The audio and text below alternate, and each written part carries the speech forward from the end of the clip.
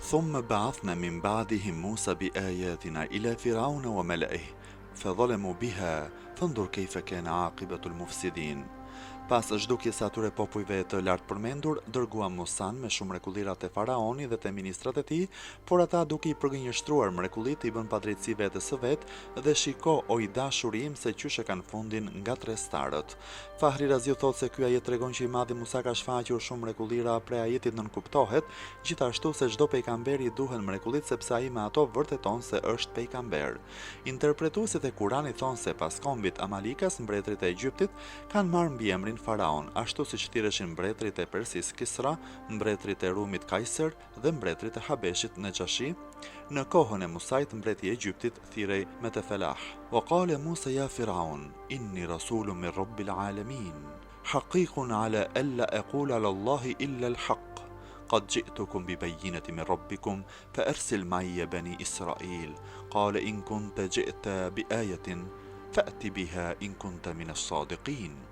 I madhi Musa tha o faraon, unë jam i dërguar prej Zotit të gjithësisë, kam ardhur për të thirrur ty në fenë e vërtet, mua më ka hije të mos them gjë tjetër për Zotin e vërtet, veç të drejtën. Unë kam ardhur te ju me një mrekulli të dukshme prej Zotit tuaj, prandaj jepu lirin dhe dërgoj me mua bijtë e Israilit. Mjafti ke munduar dhe tani unë do t'i marr me vete e do t'i çoj në vendet e tyre të mëparshme në Kuds. Faraoni tha, nëse ke ardhur me mrekulli, bjere atë nëse je prej atyre që flasin të vërtetën. Fahri Raziu thotë se kur Musa u pa për herë të parë me faraonin, së pari tregoi se ishte i dërguar nga ana e Zotit të gjithësisë dhe me këtë donte t'i thoshte atij se fjalët e tij meritonin të dëgjoheshin dhe se të gjitha botët kanë një krijues i cili është i adhuruar me të drejtë. Prandaj duhej t'i besonte atij Zoti. Pastaj tregoi se pejgamberi kurdoherë flet të drejtën, sidomos pejgamberi e ka detyrë të shenjtë të flasë për Zotin, atë që është e meritueshme për të.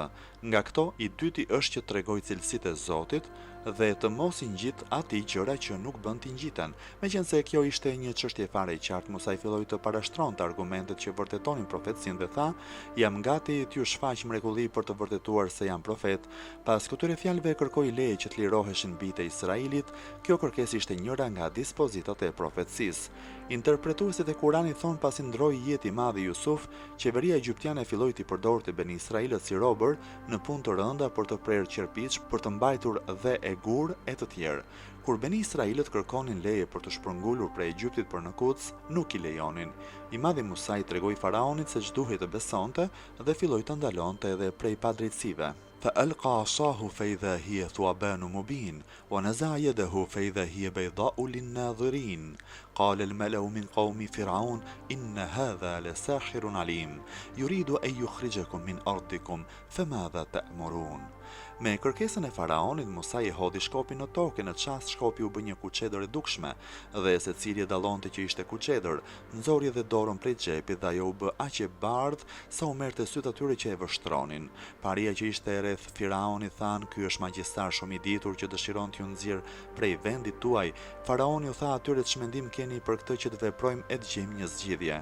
Interpretuesit e Kuranit thonë se kur Musa i lëshoi shkopin në tokë, u shfaq një gjar për tepër i madh e i shpejt me gojë të hapur e me lesh në gojë që të shtinte lemerin. Faraoni kur e pa atë gjarpër u tmerrua shumë dhe filloi t'i lutej Musait. Musa e kapi gjarprin me dorë, ai u bë përsëri shkop siç ishte më parë. Në kohën e Musait ishte shumë e përhapur magjia, prandaj faraoni me shokët e vet për një herë than për Musan se ishte një magjistar shumë i ditur dhe se donte t'i nxirrte prej vendeve të veta, prandaj faraoni u tha atyre çfarë zgjidhjeje të mendojmë.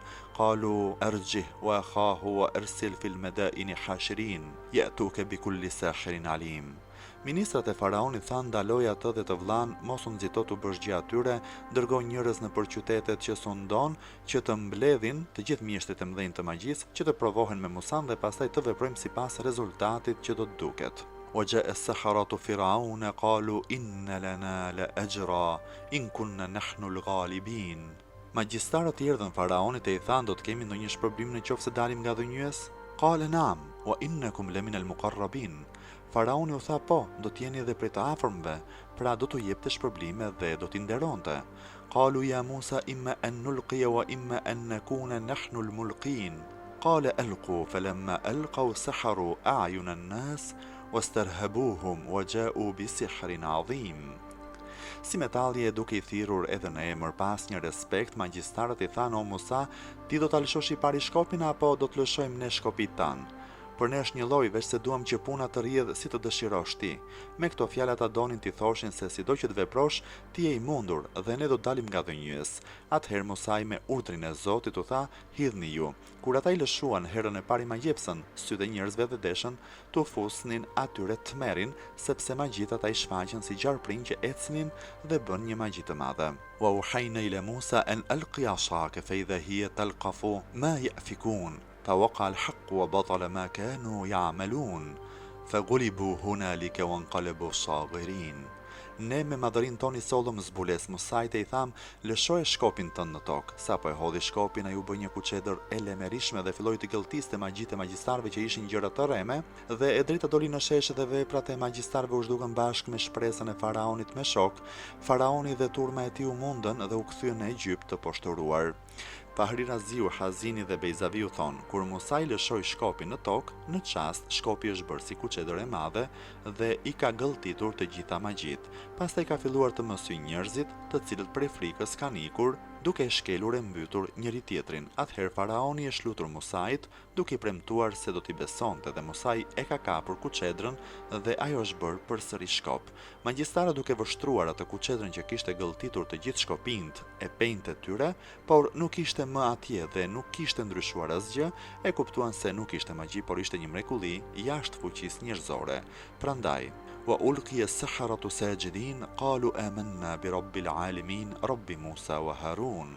Me njëherë ata kanë rënë me krye në tokë duke bërë sejdë dhe kanë thënë: "I besuam Zotit të gjithësisë, i cili është Zoti i Musait dhe i Harunit." Bejzaviu thotë se Zoti u apruri ndërmend magjistarëve që të binin në sejdë, që gjithkusht kuptonte se Musa ishte i vërtetë dhe se feja e tij ishte një fe e Allahut, si edhe që t'i thyhej influenca faraonit dhe njerëzve të tij. Ja kështu doli në shesh se faraoni është një njeri falsifikues dhe nuk ishte Zot, siç mëtonte ai vetë.